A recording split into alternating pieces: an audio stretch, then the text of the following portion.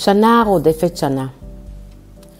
בתחילתה של כל שנה מתכנסים כימאים מכל רחבי הארץ והעולם, כמו מדענים אחרים בכינוסים אחרים, לכינוס מדעי שנקרא איסרא אנליטיקה, ובו הם מתעדכנים בחידושי המדע והטכנולוגיה, שומעים הרצאות, לומדים זה מזה, מקבלים רעיונות חדשים להמשך של העבודה שלהם.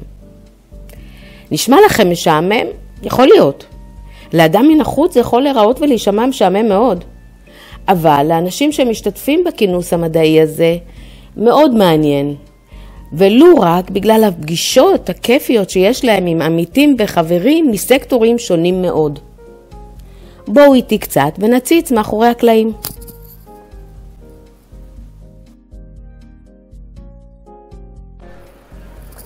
כנס בכימיה אמור להקיף בעיקר נושאים הקשורים ישירות לכימיה.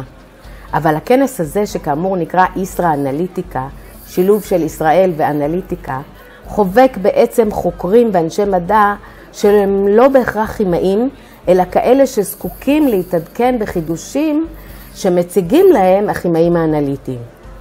אנשי המדע האלה מגיעים לכאן הישר מהטרקטורים והחממות של מדעי החקלאות, מחקר מדעי החיים והרפואה, מחדרי ייצור במעבדות של תעשיית התרופות, מערוגות הקנאביס הרפואי, ממעבדות הפיתוח של תעשיית המזון ועוד ועוד. אנשים שהם שונים מאוד בעשייה היומיומית שלהם, זה מזה. המגוון הזה הוא זה שעושה את הכנס הזה מיוחד מבחינת ההרכב האנושי שלו. הוא מחייב את המשתתפים שבו להביט זה בזה בגובה העיניים ולהיות מובנים לכולם, לעניין את כולם. ולכן האווירה שבו שונה לגמרי מכנסים אחרים מעונבים יותר ורשמיים יותר.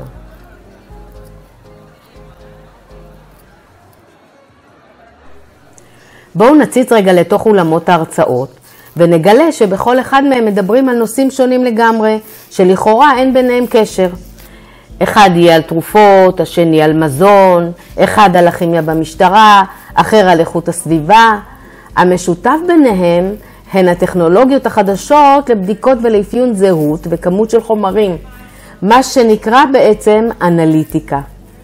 הן אלה שמאפשרות פריצות דרך במחקרים האלה. We also see a superfood trend which is very big. The MS we have just 70 standards and we have more than 100 compounds. There is lack of a spectral library. We had to start to develop. כחברה בוועדה המדעית המארגנת של הכינוס הזה, חשוב לי בכל שנה שהאירוע יהיה מוצלח ככל האפשר. פוגשים חברים, סוגרים עניינים, עושים עבודה, אוכלים טוב, שותים טוב, מעניין. אחד הדברים הכי חשובים בישראל אנליטיקה זאת האפשרות לפגוש ולהיפגש. אנחנו רואים הרבה אנשים שלא ראינו הרבה מאוד זמן, אנחנו מחליפים חוויות, אנחנו לומדים על דברים חדשים, והדבר הכי טוב זה לראות את שולה!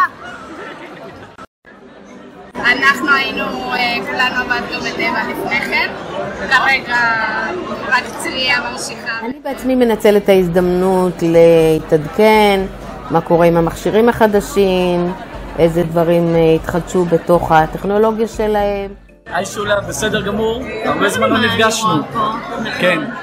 תראי מה הולך פה, סליחה. אנחנו מוכרים ציוד שבעצם בעיקרון היינו יכולים להגיד שזה ציוד למטבח, אבל במקום לבשל אוכל אנחנו מבשלים כימיקלים, שזה בעצם כל דבר שאנחנו רוצים.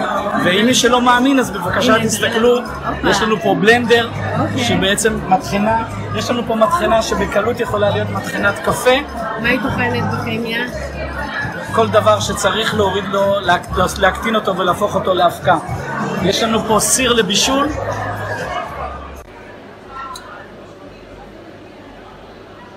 מכניסים מוצרים פנימה, רק שבמקום שמישהו יבוא עם כף עץ אז אנחנו בוחשים בצורה אוטומטית. וכל מה שאנחנו רואים פה זה בעצם כלים שעושים את כל העבודה, מערבבים, מחממים.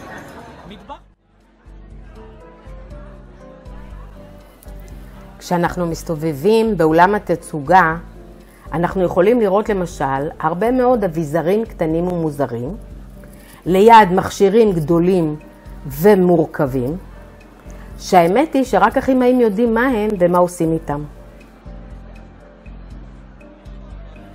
בשנים האחרונות מה שמסתמן כחידושים מעניינים הן האפשרויות להפעיל אותם מרחוק על ידי אפליקציות בטלפונים חכמים למשל, לשאוב מהם את האינפורמציה ישר לתוך מרכז מידע אחד בענן, והרבה מאוד ניהול של מידע גדול.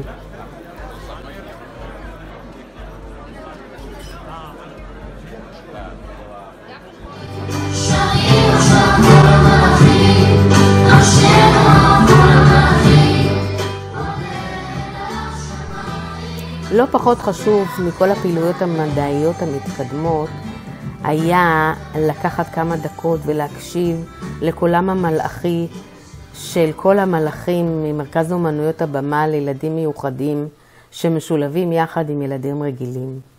מאוד מאוד התרגשנו.